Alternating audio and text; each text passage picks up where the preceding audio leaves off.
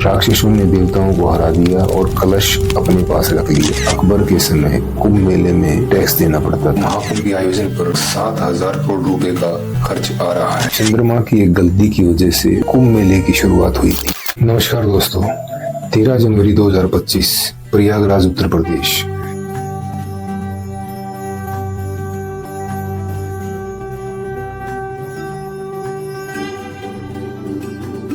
संगम की रेती पर महाकुंभ का आगाज हो चुका है, जो कि पूरे 45 दिनों तक चलेगा। इसे दुनिया का सबसे बड़ा धार्मिक समागम माना जाता है। इस बार के महाकुंभ में 40 करोड़ से ज्यादा लोगों को आने का अनुमान है। और ये दृश्य विश्व को दिखा रहा है कि अब भारत भूमि जागृत हो चुकी है। अगर दुनिया के 2 देशों को छोड़ दिया जाए तो 40 करोड़ की आबादी और किसी भी देश की नहीं है। 14 जनवरी मकर संक्रांति के दिन शाही स्नान के मौके पर 3 करोड़ 50 लाख श्रद्धालुओं ने त्रिवेणी संगम में आस्था की डुबकी लगाई। एक दिन में कहीं भी किसी भी देश में इतनी ज्यादा भीड़ नहीं आई थी, लेकिन यह रिकॉर्ड केवल 15 दिनों तक ही चला। इसके 15 दिन बाद 29 जनवरी को मौनी अमावस्या के दिन यह रिकॉर्ड पूरी तरह से ध्वस्त हो गया, क्योंकि उस दिन 8 से 10 करोड़ लोगों ने, देशी विदेशी श्रद्धालुओं ने एक साथ त्रिवेणी संगम में आस्था की डुबकी लगाई। और इसी महाकुंभ में एक दिन में एक जिले में देश और दुनिया में आने वाले लोगों की संख्या का वर्ल्ड रिकॉर्ड बन गया। महाकुंभ के सुचारू रूप से आयोजन के लिए उत्तर प्रदेश की सरकार की ओर से अधिसूचना जारी करके महाकुंभ को उत्तर प्रदेश का 76वां जिला बनाया गया। उत्तर प्रदेश सरकार ने प्रयागराज के महाकुंभ क्षेत्र को नया जिला घोषित कर दिया है। इसे महाकुंभ मेला जनपद के नाम से जाना जाएगा। इससे महाकुंभ नगर दुनिया का सबसे बड़ा जिला बन गया। दोस्तों, महाकुंभ कितना भव्य व शानदार है, इसका अंदाजा हम इसके आयोजन पर लगने वाले खर्च से लगा सकते हैं। दोस्तों, महाकुंभ के आयोजन पर लगभग 7,000 करोड़ रुपए का खर्च आ रहा है। दोस्तों, इतने बजट में श्री राम मंदिर का करीब 4 बार निर्माण करवाया जा सकता है। स्टेचू ऑफ यूनिटी यानी सरदार पटेल जी की प्रतिमा का 2 बार निर्माण करवाया जा सकता है और नए पार्लियामेंट हाउस का करीब 6 बार निर्माण करवाया जा सकता है। दोस्तों, महाकुंभ के आयोजन में जहां इतना खर्च हुआ है, वहीं उत्तर प्रदेश राज्य की सरकार को बहुत ज्यादा इनकम भी हो रही है। दोस्तों, एक रिपोर्ट की माने तो महाकुंभ 2025 करीब 2 लाख करोड़ रुपए का योगदान उत्तर प्रदेश की इकोनॉमी को देगा।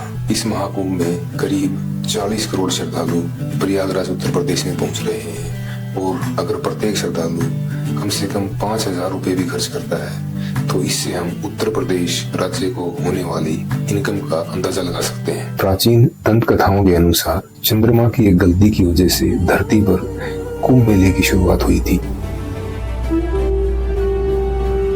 दोस्तों, प्राचीन दंत कथाओं के अनुसार समुद्र मंथन से निकले अमृत कलश को लेकर देवताओं और राक्षसों के बीच युद्ध हो गया।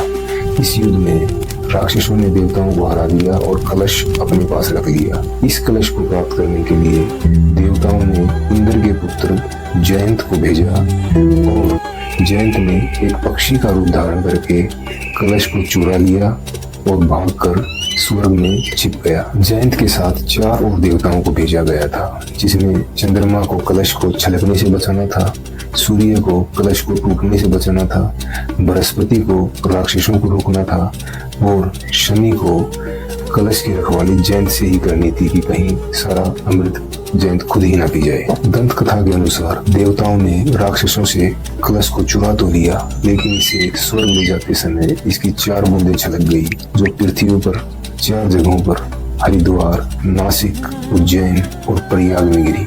तभी से ये चारों स्थान पवित्र हो गए और यहाँ स्नान करने से मोक्ष की प्राप्ति होने लग गई। दोस्तों, कुंभ मेले में बड़ी संख्या में नागा साधु आते हैं, जिन्हें धर्म का योद्धा भी कहा जाता है। वो इस मौके पर सनातन की ताकत का प्रदर्शन करते हैं। मुगल हो या अंग्रेज इतनी ज्यादा भीड़ देखकर डर जाते हैं। ऐसे में इन्होंने कुंभ में आने वाले श्रद्धालुओं की संख्या को कम करने के लिए उन पर टैक्स लगाना शुरू कर दिया। सबसे पहले टैक्स लगाने का काम मुगल बादशाह अकबर ने किया था। दोस्तों, दोस्तों 1776 में मुगल बादशाह शाह आलम ने कुंभ मेले में आए हुए श्रद्धालुओं को लूटा था। इस बात का जिक्र प्रसिद्ध इतिहासकार जमीयत खान ने अपनी किताब जमीयत नामा में किया है। दोस्तों आजादी के प्रथम संग्राम 1857 के समय कुंभ मेला अंग्रेजों की क्रूरता को झेल चुका है। उस समय अंग्रेज कर्नल नील ने कुंभ में आए हुए श्रद्धालुओं को निशाना बनाया, उन पे गोलाबारी की। गंगा यमुना संगम के पास कुंभ मेले की भूमि को जब्त कर लिया गया और उसे सरकारी छावनी में बदल दिया गया। दोस्तों इसके बाद अंग्रेजी सरकार ने कुंभ मेले में आने वाले श्रद्धालुओं की संख्या को कम करने के लिए उनके ऊपर भारी टैक्स लगा दिया, जो कि ₹1.25 था। ₹1.25 उस समय के हिसाब से बहुत बड़ा टैक्स होता था, क्योंकि उस समय ₹1 में पूरे परिवार का गुजारा करीब 1 महीने तक चल जाता था। दोस्तों इतने जुर्म और कष्ट सहने के बाद भी हमारे पूर्वजों ने हमारे धर्म, रीति रिवाज, संस्कारों की रक्षा करी है और इन्हें आने वाली जनरेशन तक पहुंचाया है। आज हमारा यह दायित्व बनता है कि हम भी अपने धर्म और रीति रिवाजों की रक्षा करें और अपने आने वाले जनरेशन के लिए एक मिसाल बने। दोस्तों महाकुंभ जैसे विशाल समागम का आयोजन करवाना कोई आसान कार्य नहीं है। इसके लिए सरकार और प्रशासन के साथ साथ आम जनता को भी सहयोग करना चाहिए, क्योंकि प्रशासन चाहे जितना भी जिम्मेवार और मुस्तैद हो जाए, लेकिन करोड़ों लोगों को एक स्थान पर मैनेज करना बहुत मुश्किल कार्य है। इसके लिए आम जनता को भी जिम्मेवारी लेनी पड़ेगी। दोस्तों महाकुंभ में कई बार भगदड़ जैसी घटनाएं हो चुकी। साल 1954 में इलाहाबाद, जो कि अब प्रयागराज के नाम से जानते हैं, में कुंभ मेले में भगदड़ मची और 800 लोगों की मौत हो गई थी। इसके बाद 1986 में हरिद्वार कुंभ मेले में भगदड़ मचने से करीब 200 लोगों की जान चली गई थी। साल 2003 में नासिक में कुंभ मेले में भगदड़ मचने से 39 लोगों की मौत हो गई थी। साल 2010 में हरिद्वार कुंभ मेले में मची भगदड़ में 7 लोगों की मौत हो गई थी। साल 2013 में इलाहाबाद में रेलवे स्टेशन पर एक फुट ब्रिज के ढह जाने से भगदड़ मची और 42 लोगों की मौत हो गई।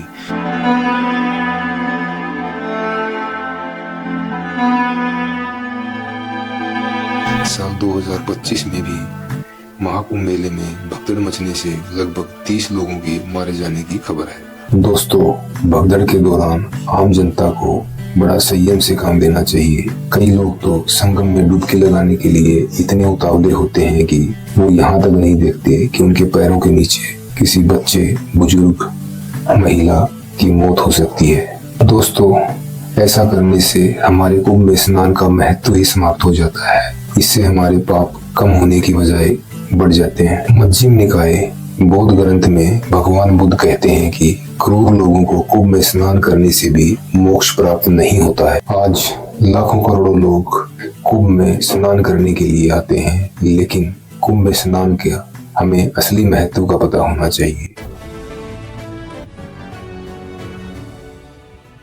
प्राचीन समय में साधु संत और आम नागरिक कल्पवास करने के लिए कुंभ में जाते थे।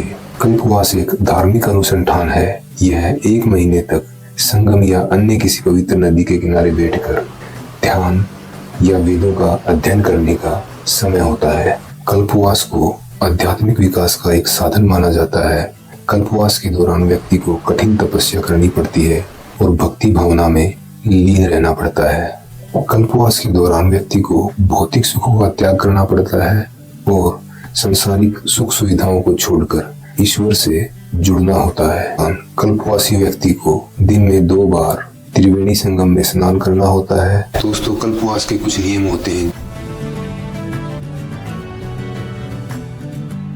कल्पवास के दौरान व्यक्ति को सत्य वचन बोलना चाहिए, अहिंसा का पालन करना चाहिए, इंद्रियों पर नियंत्रण रखना चाहिए, सभी प्राणियों पर दया भाव रखना चाहिए, ब्रह्मचर्य का पालन करना चाहिए, बुरी आदतों से दूर रहना चाहिए, ब्रह्म मुहूर्त में उठना चाहिए, प्रतिदिन पवित्र नदी में स्नान करना चाहिए, शुद्ध व सात्विक भोजन करना चाहिए। ज्यादातर कल्पवासी केवल दिन में 1 बार फलाहारी करते हैं। दोस्तों इन्हीं सब नियमों का पालन करके बहुत से लोगों ने अपने तन और मन को शुद्ध किया है और अपनी बुराइयों पे काबू पाया है। इसीलिए ये कहा जाता है कि कुंभ में जाने से व्यक्ति के सारे पाप धुल जाते हैं और उसे मोक्ष की प्राप्ति होती है। दोस्तों इन सब बातों से हमें यह शिक्षा मिलती है कि महाकुंभ में केवल नदी में स्नान करने मात्र से हमारी पाप और बुराइयां दूर नहीं हो सकती हैं, बल्कि महाकुंभ में जो नियम बनाए गए हैं, जो व्यक्ति नियमों का पालन करता है वह अपने आप को पाप और बुराइयों से दूर कर लेता है और मोक्ष की प्राप्ति कर सकता है। धन्यवाद। जय हिंद, जय भारत।